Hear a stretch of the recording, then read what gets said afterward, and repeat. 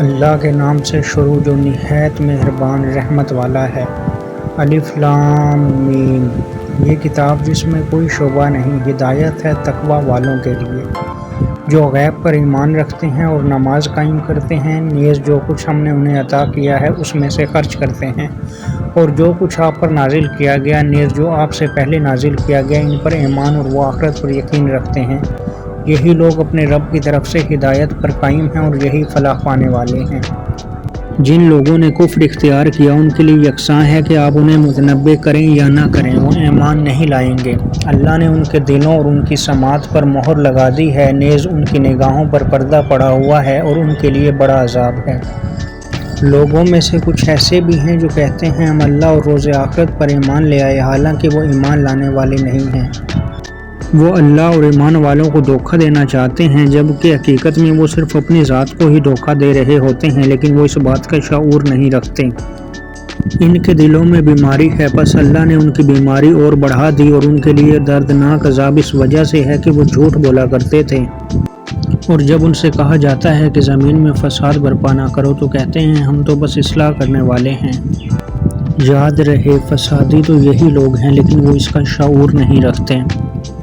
اور جب ان سے کہا جاتا ہے کہ دیگر لوگوں کی طرح تم بھی ایمان لے آؤ تو وہ کہتے ہیں کیا ہم ان بے وقوفوں کی طرح ایمان لے آئیں؟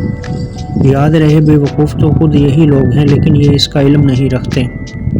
اور جب وہ ایمان والوں سے ملتے ہیں تو کہتے ہیں ہم ایمان لے آئے ہیں، اور جب اپنے شیطانوں کے ساتھ تخیلے میں ہوتے ہیں تو کہتے ہیں ہم تو تمہارے ساتھ ہیں، ان مسلمانوں کا تو ہم صرف مذاق اڑاتے ہیں۔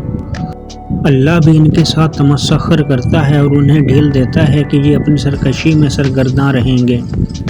یہ وہ لوگ ہیں جنہوں نے ہدایت کے بدلے میں گمراہی خرید لی ہے، چنانچہ نہ تو ان کی تجارت سود مند رہی اور نہ ہی انہیں ہدایت حاصل ہوئی۔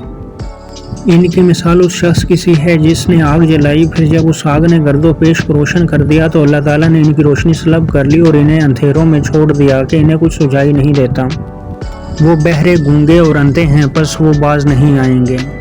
یا جیسے آسمان سے بارش ہو رہی ہو جس میں تاریکیاں اور گرج چمک ہو، بجلی کی کڑک کی وجہ سے موت سے خائف ہو کر وہ اپنی انگلیاں کانوں میں دے لیتے ہیں، حالانکہ اللہ کافروں کو ہر طرف سے گھیرے ہوئے ہے۔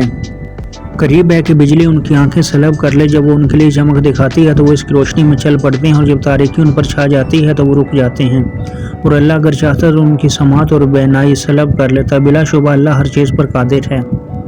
اے لوگو، اپنے رب کی عبادت کرو جس نے تمہیں اور تم سے پہلے والے لوگوں کو پیدا کیا تاکہ تم خطرات سے بچاؤ کرو، جس نے تمہارے لیے زمین کو بچھونا اور آسمان کو چھت بنایا اور آسمان سے پانی برسایا، پھر اس سے تمہاری غذا کے لیے پھل پیدا کیے، بس تم جانتے بوجھتے ہوئے کسی کو اللہ کا مد مقابل نہ بناؤ۔ اور اگر تم لوگوں کو اس کتاب کے بارے میں شبہ ہو جو ہم نے اپنے بندے پر نازل کی ہے تو اس جیسا کوئی صورت بنا لاؤ اور اللہ کے علاوہ اپنے حامیوں کو بھی بلا لو اگر تم سچے ہو۔ اور اگر تم نے ایسا نہ کیا اور ہرگز تم ایسا نہ کر سکو گے تو اس آتش سے ڈرو جس کا ایندھن آدمی اور پتھر ہیں، کافروں کے لیے تیار کی گئی ہے۔